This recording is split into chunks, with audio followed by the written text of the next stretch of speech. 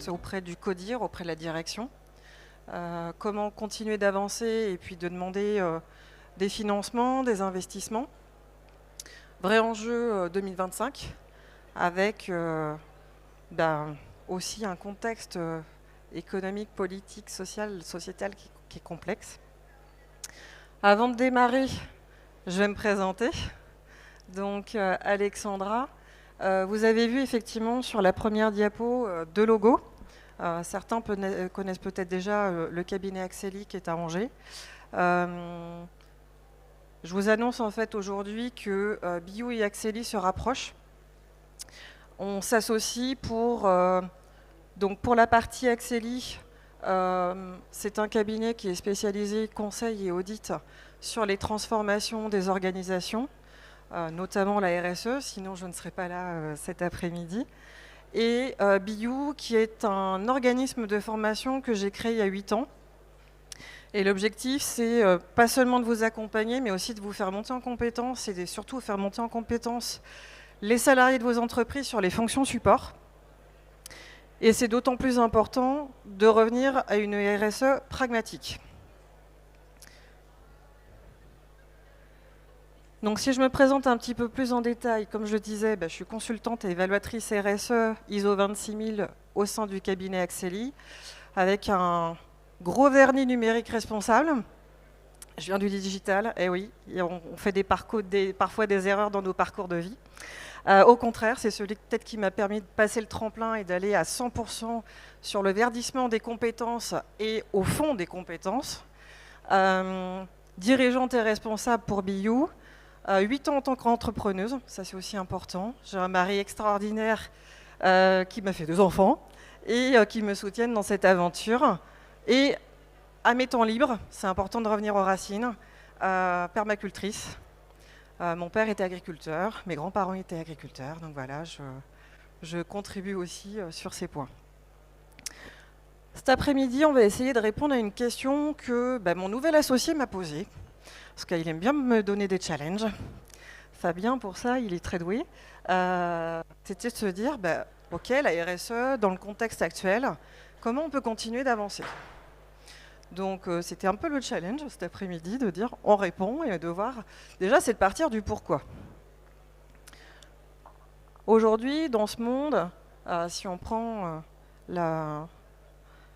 l'approche VUCA, on est dans un monde volatile, on est face à l'incertitude, c'est de plus en plus complexe, soumis à plein d'ambiguïtés, et donc, avec tous les bouleversements structurels qu'on peut vivre, se dire, est-ce qu'on peut encore s'appuyer sur les anciens repères ? Là, depuis plusieurs mois, même déjà depuis la Covid, si on remonte, difficile de se projeter, et encore plus avec le contexte politique actuel et économique. D'accord ? Les entreprises, on repriorise. L'objectif clé aujourd'hui, c'est d'aller sur la pérennité, préserver les emplois, s'assurer de garder le cap dans l'entreprise. Donc bizarrement, les projets comme la RSE, plus de budget. C'est comme la com d'ailleurs, tout ça, ça dégage.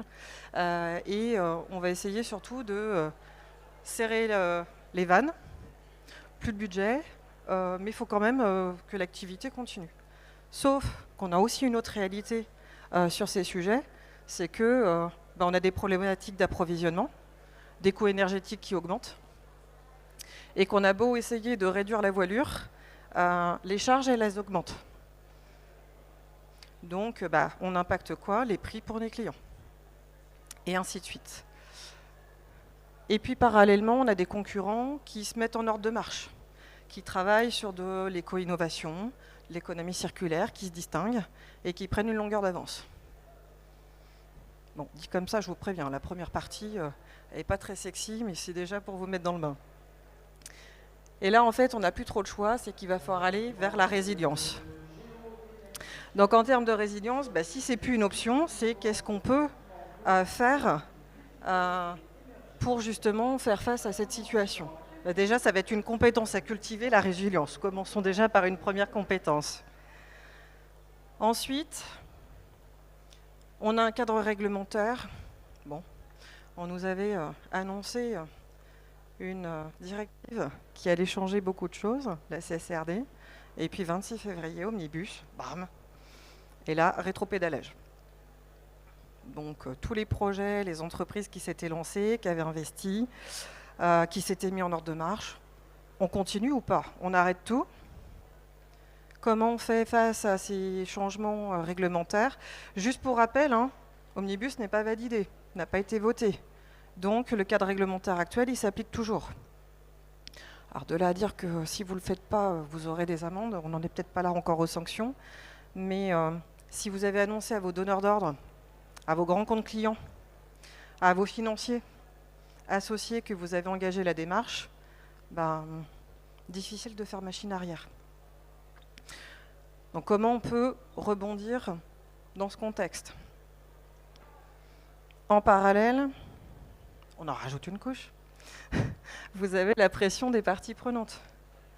J'évoquais justement les clients, mais tout projet d'investissement, de développement, ça passe aussi aujourd'hui par les engagements, apporter la preuve que vous êtes sur un nouveau modèle d'affaires avec un projet de transformation. Vos clients, d'une part, vos salariés, et puis ça soulève 3 défis pour les entreprises. Du côté des défis, alors on commence par l'interne, avec des changements de rapport au travail et d'organisation qui sont bouleversés. La multiplication des statuts, on parle de plus en plus de slasheurs. Ok, je veux bien être salarié, mais je veux aussi développer mon activité, être freelance. Il y a différents formats. On n'est plus forcément sur ce statut salarié, mais l'envie aussi de vivre à son rythme. Je ne vis pas pour travailler, je travaille pour vivre. Et puis, on est aussi sur la quête de sens. Beaucoup de remises en question, de personnes en reconversion. Là, sur les 2 jours, j'ai vu beaucoup de personnes qui avaient été bouleversées par période Covid, on a le temps de cogiter. C'est les projets qui mûrissent, des gens qui reprennent des études, qui changent d'activité ou qui se disent pourquoi continuer dans cette industrie si demain je fais un métier en fait qui pollue. Alors moi, c'est ce qui s'est passé il y a 4 ans. Marketeur et communicant, c'est le pire métier du monde. C'était mon point de vue. Je me suis dit non, il y a moyen d'agir. Mais pour ça, il faut accompagner les fonctions support dans les organisations pour faire changer les choses. Dans le sens, il faut les faire monter en compétences, tant la DSI avec le numérique responsable, le service achat responsable, je vous apprends rien. Alors vous aurez compris qu'il y a le mot responsable dans tous les métiers. RH, on peut parler de marque employeur, on va éviter de faire du social washing. Management responsable. Voilà, vous avez toutes les cartes. Et pour autant, il y a aussi l'évolution culturelle qui bouge avec des nouveaux modèles économiques. On n'est plus forcément sur le modèle patriarcal avec l'organigramme que vous connaissez avec des décisions descendantes. C'est aussi d'aller sur un modèle participatif, collaboratif, coopératif. Ça, c'est dans l'ADN d'ailleurs d'Axeli et de Biou.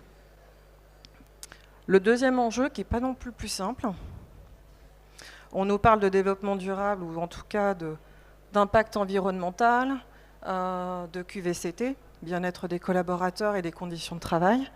Et puis, on est aussi dans un monde aujourd'hui où la numérisation, la dématérialisation, elle est essentielle. Un exemple tout bête, l'obligation de passer à la facture électronique dans les mois qui viennent. Alors, il y en a plein comme ça, les bulletins de salaire, tout y passe. Puis la réalité, c'est qu'on est tous ultra connectés, moi la première. Mais pour autant, ça a aussi un impact. Et puis alors, si on parle de CSRD, on parle de big data, parce qu'il va falloir fournir un rapport de durabilité avec un nombre incalculable de données à collecter. Donc finalement, on met de l'IT, de l'informatique partout. Ça veut dire que même la CSRD va polluer, quoi qu'il arrive. D'accord ? Et on rajoute l'IA, qui fait partie aujourd'hui de nos pratiques. Qui utilise l'IA parmi vous ? C'est bien, vous êtes raisonnable. Dans le cadre de l'industrie, la robotisation, l'automatisation, dans la relation client, vous allez aussi avoir les chatbots, toutes les intelligences artificielles utilisées dans des activités e-commerce et autres. Et puis, ça soulève des questions sur l'éthique, sur les conditions de travail, sur la protection des données. Tout ça, forcément, ça agit aussi. Dernier défi, pression écologique et raréfaction des ressources, c'est peut-être celle qui va nous rattraper le plus vite. Pour rappel, ok, la CSRD, si elle est allégée, simplifiée, ça n'enlève rien que la réalité de vos entreprises, ça va être la problématique de ressources, disponibilité des ressources, des matières premières, et à un moment, il va falloir changer la donne. Parce que le climat ne nous attendra pas.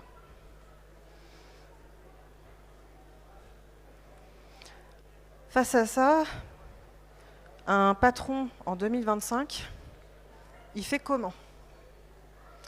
Aujourd'hui, tous les dirigeants que je rencontre, et Dieu sait que le sujet RSE n'est plus leur priorité, c'est mes clients m'imposent EcoVadis. Donc si je ne suis pas conforme à leurs attentes et que je ne décroche pas à minima la médaille de bronze, je perds mon référencement et je perds un marché. J'ai un gros problème, j'arrive pas à recruter, j'ai un turnover de fou. Ok, peut-être se poser la question sur le volet social. Côté achat, on a des charges colossales, on n'arrive plus à payer nos factures énergétiques, et ainsi de suite. Je peux vous dire en ce moment que dans les têtes dirigeants, c'est pas facile. Il n'y a plus de visibilité, on ne sait pas dans quel sens aller. L'image de labyrinthe, c'est vraiment ce qui, en tout cas de ma perception, ce qui doit se passer. J'ai hésité entre les flèches et le labyrinthe, je me suis dit que le labyrinthe, c'était plus approprié. Donc la question, c'est, en tant que patron, est-ce que, dans le contexte actuel, aller engager une démarche RSE, c'est une chance? Qu'est-ce que ça peut m'apporter? Est-ce que, entre la chance et le changement, ça a du sens, en fait? Est-ce que ça vaut le coup d'investir? Parce que de toute façon, je suis déjà à serrer les vannes, donc si en plus on me demande d'investir, du temps, de l'énergie, de l'argent, est-ce que ça va fonctionner? Vraie question. Déjà, ce qu'il va falloir, et ça pour les années qui viennent, accepter, c'est qu'on part sur un nouveau monde. C'est faire le deuil. Alors, si vous êtes référent ou responsable RSE, je vous le dis, ça ne va pas être simple. C'est de faire le deuil d'un projet RSE dit parfait, avec toute l'ambition, les budgets qu'on vous avait donnés. Il va falloir revenir à quelque chose de beaucoup plus concret, pragmatique, mais continuer d'avancer. Ce qui compte, c'est d'avancer. Donc, dans l'exercice, ça va être d'avoir une logique qui se veut adaptative. Là, c'est d'autant plus important d'être en capacité de s'adapter. En parallèle, d'être très pragmatique et de jouer sur la coopération, alors en interne, mais aussi avec vos parties prenantes externes. C'est exactement l'exemple que je suis en train de vivre, parce que ça fait seulement depuis la semaine dernière qu'on a officiellement rapproché Biou et Axeli, parce que la coopération et l'entraide, elle est essentielle aujourd'hui. Pour y arriver, il y a quand même plusieurs opportunités sur lesquelles vous pouvez vous baser. Ok, réduction des coûts, quoi qu'il arrive, sur les changements, la transition énergétique, l'optimisation de vos ressources et de vos énergies, ça reste un élément clé. Limiter le turnover pour ne pas avoir des frais, des charges de recrutement et surtout aussi de formation du personnel, c'est important. Fidéliser vos talents, vos clients, vos partenaires. Il n'a jamais été aussi plus important que de fidéliser toutes les relations que vous avez. Et puis, quoi qu'il arrive, de développer, de réfléchir à des nouveaux marchés, bien fidéliser vos clients grands comptes et faire des partenariats. Ça peut être sur du copartenariat, sur de l'innovation, donc de la co-innovation et de l'éco-innovation si c'est le souhait, mais quoi qu'il en soit, la RSE reste un levier stratégique.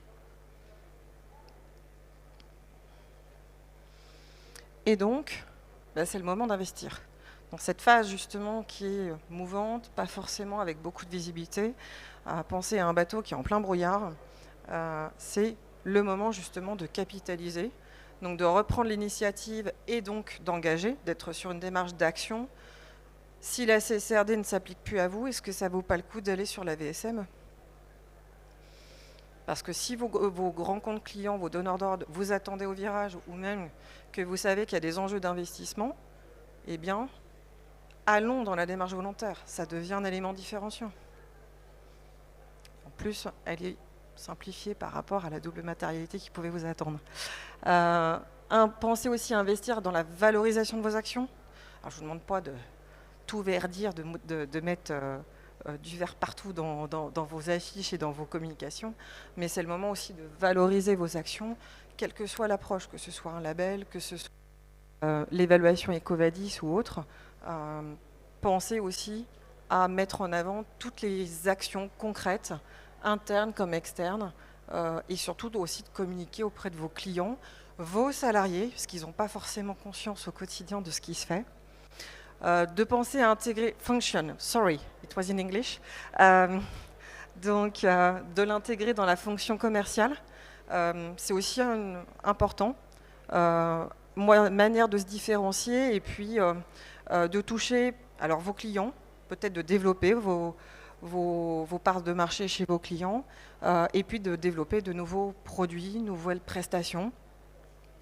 Le tout, comme je le disais, c'est de continuer à avancer sur des actions pragmatiques. On revient à l'essentiel, mais on continue d'avancer. On ne fait pas du stand-by. Non, la RSE, je vous rappelle, je ne vous apprends rien, c'est de l'amélioration continue. Ce qui compte, c'est d'avancer pas à pas, mais d'avancer. Ça, je l'ai fait, je remets dans l'autre source, pardon. Et donc, eh bien, il y a aussi cette dimension, ça va être de capitaliser sur l'effet Green Deal. Pour ceux qui étaient justement déjà très avancés vis-à-vis de la CSRD, il y a des relations que vous avez commencé à constituer avec des services. Peut-être qu'avant, vous n'échangiez pas particulièrement avec le DAF ou le RAF. Alors souvent, c'est le côté OVNI, hein, on débarque RSE et finance. C'est quoi le rapport?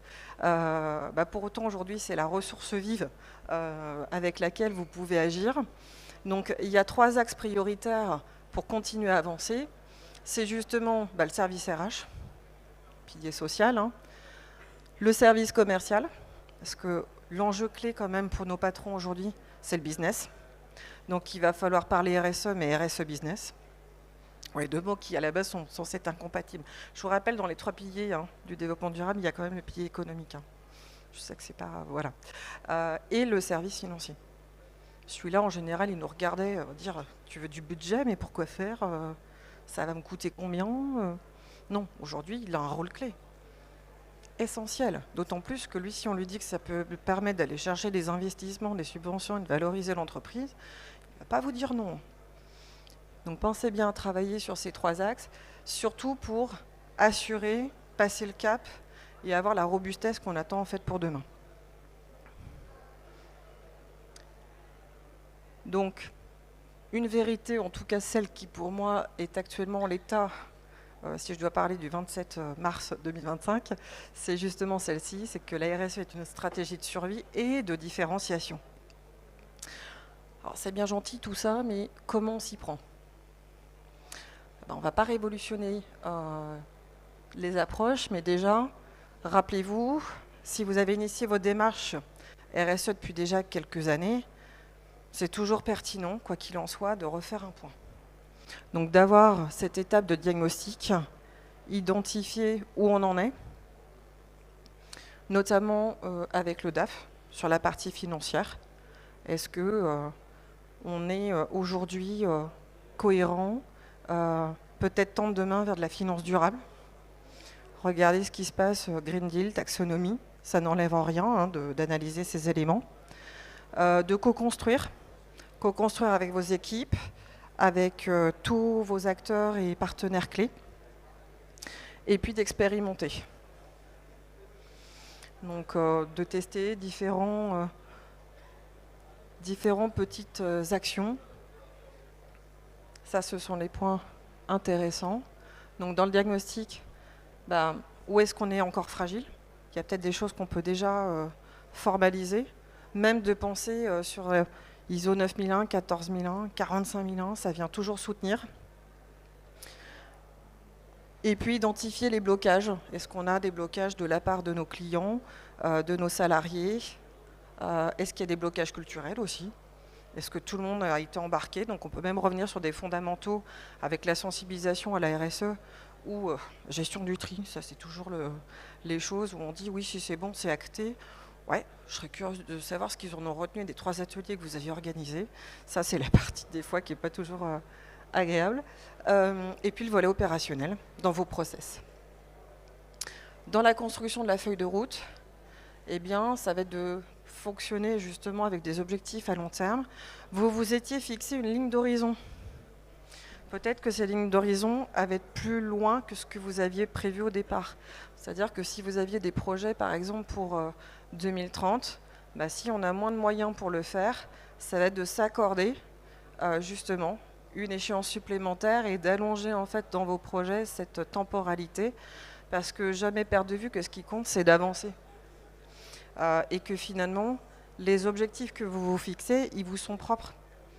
Personne ne vous impose d'avoir cette exigence, je dis bien exigence avec vous-même, enfin avec l'entreprise, mais justement de revenir à peut-être une feuille de route qui soit plus raisonnable et avec toujours en gardant quand même ce cap, cette ligne d'horizon que vous vous étiez fixée.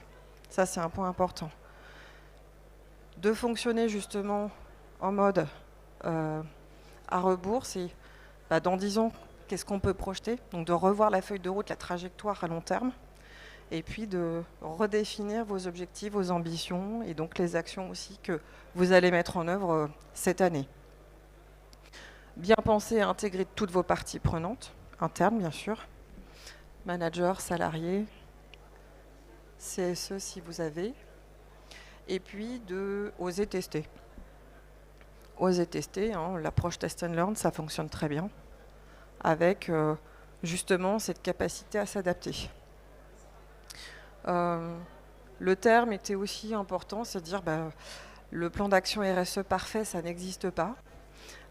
Donc de se dire on essaye de faire bien, suffisamment bien, pour avoir encore des choses à raconter, montrer qu'on progresse, mais justement de rester sur cette approche plus raisonnable.